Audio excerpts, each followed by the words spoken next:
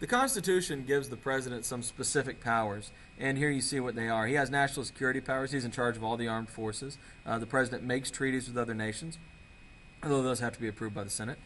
He appoints ambassadors, although those have to be approved by the Senate. And he receives ambassadors from other nations.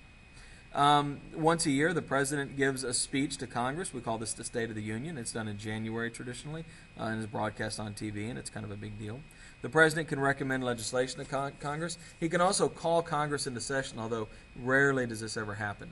Truman did it, but I'm not aware of it happening since then. The president can also send Congress home. They can adjourn Congress.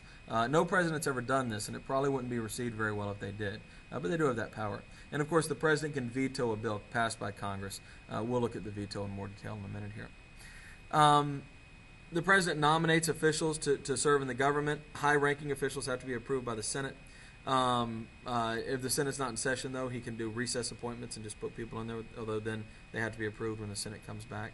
And, of course, the president nominates judges to the federal courts. Let's talk for a minute about the veto.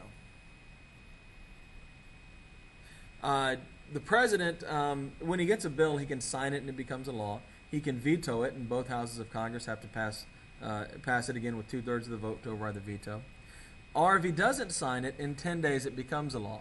But Abraham Lincoln declared that if Congress is not in session 10 days later, the bill just simply dies like it never existed. This is called a pocket veto. I think the constitutionality of this is highly questionable, but Lincoln did it and nobody stopped him from doing it, so now presidents have that power, although it's not used that often. Presidents may develop new roles for and expand the power of the office. In the beginning, the presidency was not that powerful. Jefferson particularly saw the president as basically a bureaucrat, somebody who was just there to enforce the laws of Congress.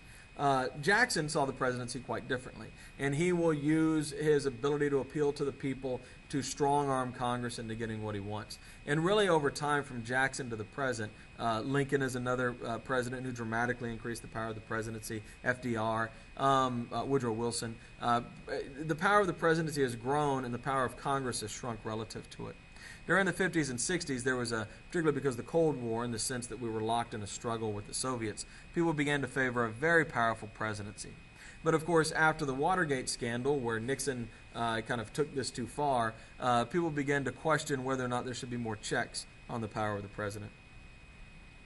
As chief executive, the president administers the government. And so the executive branch is way larger than all the other branches put together, because every agency virtually is part of the executive branch. The president is supposed to take care that the laws be faithfully executed. Sometimes there's criticism of this if the president chooses to ignore law. Barack Obama, for example, by choosing to basically enforce the DREAM Act, which wasn't passed, and not deport certain people, was accused of not faithfully executing the laws of Congress. Of course, the federal bureaucracy spends, now it's approaching $3 trillion a year, and employs more than 4 million people, although those numbers have been coming down since Clinton.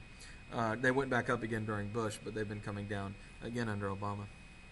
Presidents appoint more than 500 high-level positions and 2,500 lesser jobs. And those usually go to friends and allies and political people who help him politically.